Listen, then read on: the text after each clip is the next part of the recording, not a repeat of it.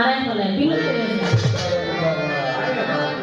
মানে রাগ জিনিস নিয়ে যায় বিলুপ্ত নিয়ে যায়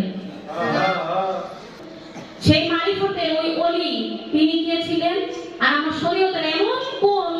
আইন যেটা তিনি অবমাননা করতে চেয়েছিলেন বিধায় তার অলিপ্ত তিনি হারাইতে বসছিলেন